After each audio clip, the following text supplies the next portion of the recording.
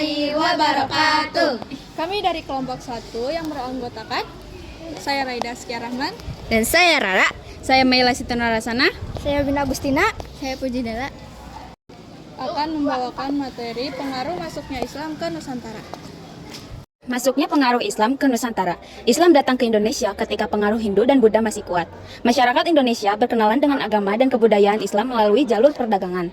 Aktivitas niaga membuat masyarakat Indonesia yang sudah mengenal Hindu dan Buddha lambat laun mengenal ajaran Islam. B. Proses penyebaran pengaruh budaya dan agama di Islam di Nusantara. Para ahli masih bersilang pendapat tentang kapan masuknya dan oleh siapa Islam dibawa ke wilayah Indonesia. Teori-teori yang membahasnya antara lain adalah pengaruh Muslim Tiongkok di Jawa pada masa awal perkembangannya Islam, bukti-bukti artefak kebudayaan yang lekat dengan akulturasi budaya Tiongkok, Islam, dan Jawa.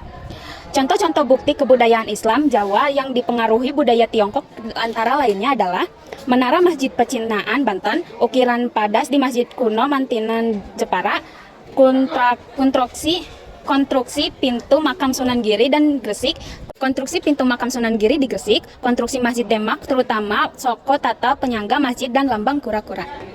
Jejak awal pengaruh Islam di Nusantara. Proses Islamisasi yang terjadi di Nusantara beriringan dengan proses perdagangan yang terjadi antara penduduk Nusantara dengan bangsa asing. Salah satu dampak dari interaksi tersebut adalah masuknya Islam ke Nusantara. Adapun versi yang muncul tentang perkiraan masuknya pedagang Islam di Nusantara sebagai berikut. Yang pertama, para pedagang Islam diperkirakan pertama kali datang ke Indonesia pada abad ke-7 Masehi, yaitu ketika berkuasanya Kerajaan Sriwijaya. Yang kedua, pedagang Islam masuk pada sekitar abad ke-11, yaitu dengan dibuktikannya makam Fatimah binti Maimun di Desa Leran, Kecamatan Manyar, Gresik, Jawa Timur. Yang ketiga, pengaruh Islam baru ada pada abad ke-13 Masehi dengan berdirinya Kerajaan Samudra Pasai di Aceh dengan bukti makam bercorak Islam dari Sultan Malik Al-Soleh. Pada abad ke-7 Masehi sudah terdapat orang-orang Islam di Nusantara. Selanjutnya pada abad ke-11 bukti sejarah menunjukkan bahwa sudah ada permukiman penduduk lokal yang beragama Islam. Pada abad ke-13 permukiman Islam berkembang sehingga terbentuknya kerajaan bercorak Islam di Nusantara. Teori Mekah atau Arab. Teori Mekah menyatakan bahwa masuk pengaruh Islam di Nusantara karena langsung mendapat pengaruh dari Arab Saudi. Teori ini didukung oleh Thomas atau Anom. 1. Pada tahun 674 abad ke-7 Masehi sudah terdapat perkampungan Islam di pantai barat Sumatera. 2. Mazhab Syafi'i merupakan aliran yang dianut oleh Kesultanan Samudra Pasai. 3. Al-Malik adalah gelar dari Mesir yang dipakai bangsawan di Samudra Pasai. B. Teori Gujarat. Peranan bangsa Arab dalam penyebaran Islam di Indonesia dinilai kurang. Hal ini dibuktikan dari kurangnya fakta-fakta yang dijelaskan. 2. Perdagangan dari Indonesia dan India telah lama dilakukan. 3. Ditemukannya nisan makam Malik Al-Saleh yang bercorak khas Gujarat. 4. Marco Polo dari Venesia pernah singgah di Perak tahun 1292 menceritakan bahwa di Perak sudah banyak penduduknya yang memeluk Islam. Teori Persia menyatakan bahwa Islam masuk ke Nusantara dari Persia telah singgah di Gujarat pada abad ke-13. Teori dikemukakan oleh Umar Amir Hussein dan Hussein di Jajaningrat. Hussein dan Jajaningrat menyatakan bahwa tradisi dan kebudayaan Islam di Indonesia memiliki persamaan dengan Persia. Salah satu contohnya adalah seni kaligrafi yang terpanat pada batu-batu nisan bercorak Islam di Nusantara. Ada pula budaya tabot di Bengkulu dan tabuik di Sumatera Barat yang serupa dengan ritual di Persia setiap tanggal 10 Muharram. Namun, ajaran Islam yang masuk dari Persia kemungkinan ialah Syiah. Kesamaan tradisi tersebut serupa dengan ritual Syiah di Persia yang saat ini merujuk pada negara Iran. Teori ini cukup lemah karena mayoritas pemeluk Islam di Indonesia bermadhab Sunni.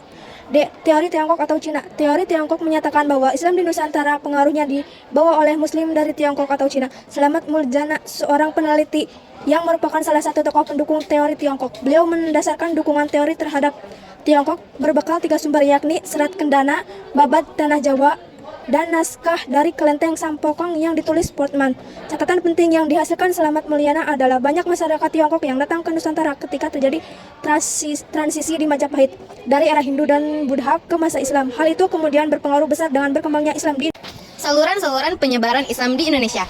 Di sini terdapat 6 saluran penyebaran Islam di Indonesia, yakni perdagangan, pernikahan, pendidikan, politik, seni dan budaya, serta tasawuf. A. Perdagangan. Perdagangan antara pedagang Islam dan pedagang Indonesia mengharuskan para pedagang Islam untuk singgah dan membentuk pemukiman. Dari sini mulailah kegiatan dakwah dan pendidikan mengenal Islam yang kemudian mempermudah Islamisasi di Indonesia.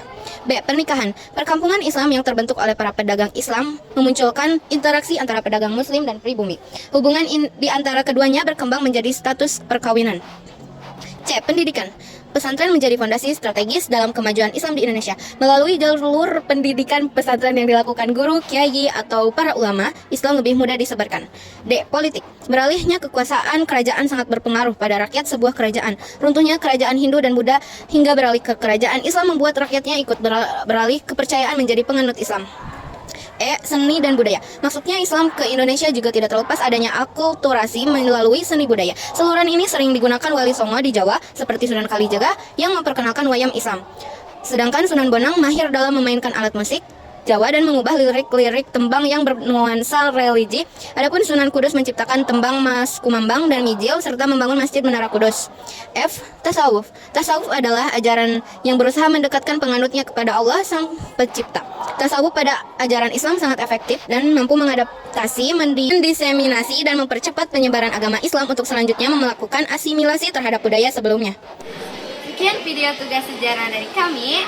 Wassalamualaikum